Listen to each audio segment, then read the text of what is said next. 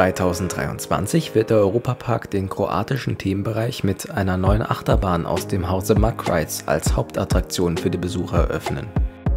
Auf der Baustelle sind bereits deutliche Fortschritte zu erkennen, außerdem veröffentlicht der Park unter anderem in der Baudoku auf VJoy immer mehr Details zur kommenden Neuheit. Wir werfen deshalb heute einen Blick auf den Stand der Bauarbeiten und auf die inzwischen bekannten Informationen. Doch zunächst Infos zu zwei Attraktionen, die für die Neuerungen weichen mussten. Das Zirkuszelt, welches im Winter immer auf diesem Gelände stand, soll wohl auch in diesem Winter in den Park zurückkehren. Laut Informationen von der Gesprächsrunde beim Fantreffen soll dieses ab sofort beim Traumatiker-Eingang in der Nähe von Pegasus aufgebaut werden. Tatsächlich ist dort bereits zu erkennen, dass eine runde Fläche hierfür vorbereitet wird. Auch die Ballonfahrt Flug des Icarus könnte zurückkehren. Lukas Metzger machte dazu in der Baudoku Andeutungen. Nun zum aktuellen Stand des Bahnhofsgebäudes und was bereits zu erkennen ist. Zwar wuchs die Baustelle in den letzten Wochen noch nicht so sehr in die Höhe, dafür kann man den Grundriss des Stationsgebäudes bereits sehr gut erkennen.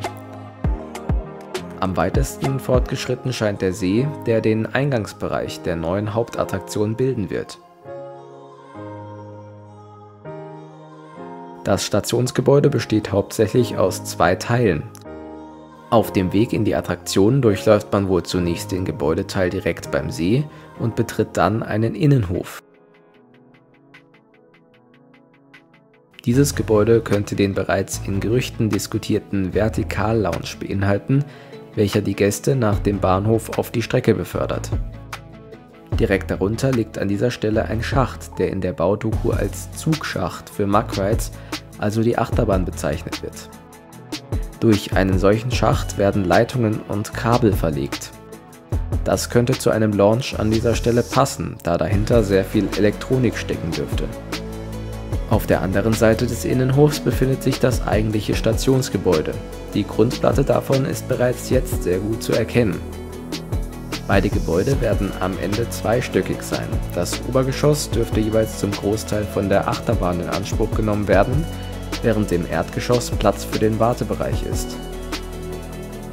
Direkt am Stationsgebäude angegliedert sind bereits jetzt die Umrisse des Shops zu erkennen, welcher den Ausgang der Achterbahn bildet. Von hier aus wird auch wieder ein Aufzug direkt in die Station führen, so wie das inzwischen bei vielen Attraktionen im Europapark der Fall ist. So können möglichst viele Besucher die Anlage nutzen. Gegenüber des Gebäudekomplexes sind bereits jetzt die Umrisse eines weiteren Sees zu erkennen, der anscheinend deutlich größer als der am Eingang wird. Die Achterbahn soll später sehr nah an dessen Oberfläche vorbeifahren. Auch die ersten Teile der Achterbahn hat Mack Rides bereits in Rust angeliefert. Hierbei handelt es sich aber noch nicht um Stützen oder gar Schienen, sondern um Ankerkörbe, in die die Achterbahnstützen später eingesetzt werden. Wie das endgültige Layout des Big Dippers aussieht, ist noch nicht ganz klar. Zwar wurden schon einige Animationen und Grundrisse veröffentlicht, bei denen aber unklar ist, ob diese einen veralteten Planungsstand zeigen. In der Baudoku wurden Animationen eines Layouts gezeigt, diese sind aber wahrscheinlich nicht mehr aktuell. Zum einen wird das Layout in der Folge selbst als veraltet bezeichnet, zum anderen passt es auch nicht zum aktuellen Baufortschritt.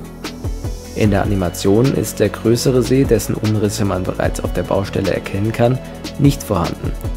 Stattdessen ist das Bahnhofsgebäude bis zur Lagerhalle verlängert. Dann gibt es noch die zwei Pläne, die von der Gemeinde Ruß bereits im April veröffentlicht wurden. Diese sind sich relativ ähnlich und unterscheiden sich hauptsächlich bei den Kurven kurz vor der Schlussbremse und dem Teil bei der Wartungshalle neben dem Kreisverkehr. Vor kurzem wurde über die offiziellen Social-Media-Kanäle des Parks außerdem eine neue Zeichnung veröffentlicht, die den Teil der Anlage bei der Wartungshalle zeigt. Darauf ist auch der 28 Meter hohe Nachbau des Wardenclyffe Tower zu sehen, der wohl über dem Launch steht. Rechts vom Turm ragt eine Schiene in den Himmel, die im Nichts endet. Das deutet darauf hin, dass man bei dem hier platzierten Launch mehrfach vorwärts und rückwärts beschleunigt wird, bevor der Zug die nötige Geschwindigkeit hat, um den Top Hat zu überwinden. Dafür muss sich an dieser Stelle auch ein Verschiebegleis befinden, um den Zug auf die Beschleunigungsstrecke zu befördern. Hierfür könnte der runde Drehteller zum Einsatz kommen, der auf einem der Pläne abgebildet war. Dieser könnte direkt unter dem Wardenclyffe Tower positioniert sein. Das passt auch dazu, dass der Zug aus der entgegengesetzten Richtung bei der Wartungshalle ankommt. Er wird dann über den Drehteller umgedreht und gleichzeitig in die Beschleunigungsstrecke eingesetzt, bevor er gelauncht wird, um wieder den Rückweg in Richtung Station anzutreten. Da die Zeichnung zu dem Layout mit den beschrifteten Elementen passt, würde ich vermuten, dass dies die aktuellste öffentliche Version des Layouts ist. Hier noch ein paar allgemeine Fakten zur Anlage, die in der Baudoku erwähnt wurden. Die 142 Schienen werden bei Mack Rides ab ca. September oder Oktober produziert und nehmen dort ungefähr 50 Tage Produktionszeit in Anspruch. Ab Januar sollen sie dann in Rust aufgebaut werden. In welcher Farbe die Schienen lackiert werden, soll aktuell noch nicht verraten werden. Blau wie bei Bluefire oder Silber wie beim Silverstar wird es aber nicht werden.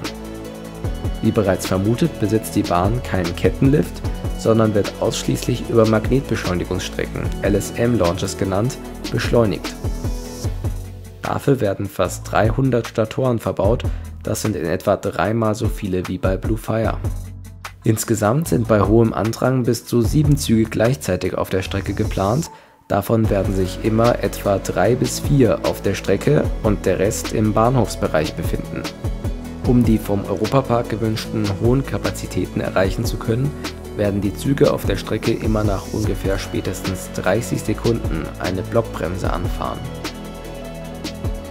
Das waren die neuen Infos und meine Vermutungen dazu. Jetzt seid ihr wieder auf dem aktuellen Stand. Ciao!